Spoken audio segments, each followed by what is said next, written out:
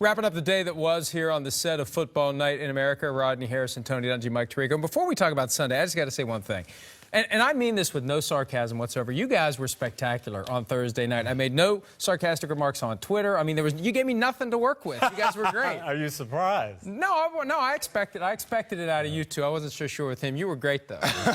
So you expected me to do a bad job? No. I said I expected you to be good. I wasn't sure. And he was. The jury good. was out. It was good. You guys were great. But you guys saw the Saints, who I think are the best team in the NFL right now. Give me something that would suggest that I'm incorrect. Is there anything you can come up with based on what you saw? I'll tell you what, defensively, they impressed me. They hustled, they rushed the passer well. Offensively, Sean Payton, we were at practice on Wednesday, and the way he directed that offense, the way he's utilizing his guys, and they still have Brandon Marshall to work into the lineup. So they're playing great ball right now. You know, the cool thing about it is just watching them practice, watching how fast they practice. The day before they went out and played the game, they were 100 miles per hour offensively. And the great thing about it, Mike, you don't need stars. You don't need stars when you have a guy like Drew Brees, Coach Dungy. Well, I think Alvin Kamara is a star. I think Mark Ingram's I'm talking a star. about wide I think receiver. Michael Thomas is a star. They have some stars. He's talking Austin Carr and Keith Kirkwood and Tommy Lee Lewis. Dan Arnold. But they have some stars. Dan Arnold as well. You're right. Yeah. They really like one another. Yeah. When a team has one of those special years going, when you're around them, you can sense it. And you guys much more than I have, but you could sense it from the Saints, and Drew Brees and Sean Payton both echoed that. They also have what Coach Dungy had going for that great time in Indianapolis. You know you're going to get a lead, and your defense is built to play with the lead. So I'm excited to watch how that plays out the last 5. You know, we spent a lot of time talking about teams that maybe don't innovate, but that's the thing about the Saints and Sean Payton. Always looking for an edge, always looking for something, some new idea, drawing up plays the night before the game or the day of the game if need be. And what he's doing with Taysom Hill is unbelievable. He's using him as a lead blocker in the 3 wide receiver package. He's using him at quarterback, using him in the Wildcat. You're right. Innovative is the word. To me, just being around him and talking to Drew Brees, it kind of reminds me of our back-to-back Super Bowl years, 03 and 04, when guys didn't care who got the credit, when guys were cheering. And that's exactly what Drew Brees was talking about. He said, hey, we don't care who gets the credit. We're cheering. We're rooting for that other guy. Mike, I'll add one line. Really important the last 5 games. I don't know if anybody's going to go to New Orleans and win if they're healthy. That team is wild. It's like Seattle a few years ago. I mean, it's not, you know, the Vegas folks say it's a 3-point deal for home field. It feels like 5 in Seattle. It feels like 5 in New Orleans. If it comes through the Superdome, they're going to be But tough you know to what, beat Mike? And Drew Brees told me that. He said, look, it doesn't even matter. It's all about us. It doesn't matter what anybody else does. If we stick to our fundamentals, if we go through what we have to go through, no one can beat us. A few weeks ago, it looked like those 2 games against the Panthers in the final 13 days of the season would be huge. The Panthers have now fallen off in their most recent loss to the Seahawks, a team that has kind of been on our radar all year, and now they're starting to emerge. They have 4 of their final 5 games at home, and this could be a team. I've been saying this for a while now.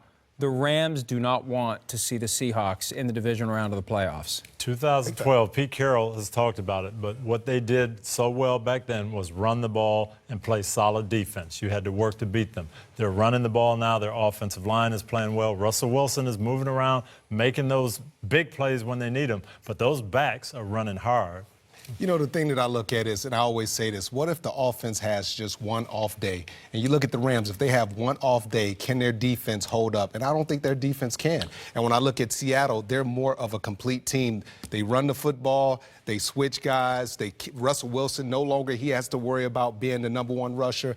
I think they're pretty good, Mike. Fascinating back-to-back stories you're hitting here with New Orleans and Seattle. It's almost like 2.0. Same head coach, same quarterback, changing the people around significantly. Almost everyone is changed, but the same feel when it's getting close. You're kind of getting that sense watching Seattle. And now they go play 4 of their last 5 up in Seattle. They're going to be tough to keep from getting a 10-win season on their books. Similar story playing out, I would say, in the AFC, where there's connections back to 10 years ago with Mike Tomlin as the coach, Ben Roethlisberger as the quarterback, a lot of other guys different. But, you know, every time I think we've got the Steelers figured out, they do something like what they did today against the Broncos, and it's going to make it really hard for them to be in a position to have that bye in the AFC. I think you see fatigue. I think part of it is mental fatigue. You look at Connor James, and he hasn't been the same the last couple weeks. And for a young player with that type of pressure, he had a lot of success earlier in the year, but that type of pressure, and this is why coaches like you and even veteran players like me, we love the veteran players, because you know those veteran players, they don't typically make the mistakes that the young running back makes. You're talking James Conner. I mean, James You got Conner. the names I'm right. tired, you man. got the names right. Thursday night and this. Fatigue. See, fatigue. But it's a great point, because you know what you get with Le'Veon Bell. These are the biggest games James Conner's played. He's had much bigger battles coming back from cancer. But in football terms, these are the biggest games he's played, and the pressure really gets magnified. They outgained Denver by 200 yards. You cannot go 0-4 in the turnover margin, which they did to Denver, and expect to win a big game. And now, as you said, they still play New England.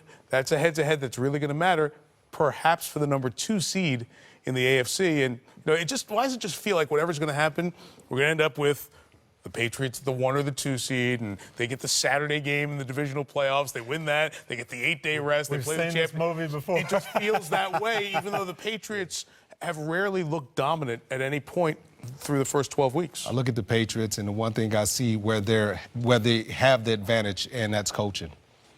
Boy, and Patriots, I don't want to get too far ahead of ourselves, but Patriots Saints, I would I'd pay for my ticket for that one. You're already at the Super Bowl. There's going to be a few games before that. The Chiefs, we can't discount them. No. The Chargers are playing good football, and they're going to be a team nobody's going to want to play coming down the stretch. So it's going to be fun in the AFC. And you mentioned a potential Super Bowl. We have a regular season Steelers-Saints still on the books. Who knows what it's going to mean for both teams?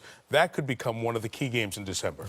Well, that's right. And with the Rams still only at 1 loss, the Saints, they're not going to be in a position where they have to go through that dilemma of do we take our foot off the gas the final couple of weeks. They're going to have to push it all the way through to the end. All right, guys, great stuff as always. And I am serious. You guys were a great Thursday night. Thank you. Really I was still waiting for the zinger. Right no zinger. No zinger to be had. It was I wish I had a zinger, but you guys gave me I'll nothing. give them one just in case.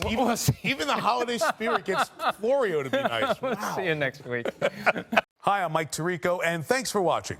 Make sure to hit subscribe for the latest news and highlights from NBC Sports.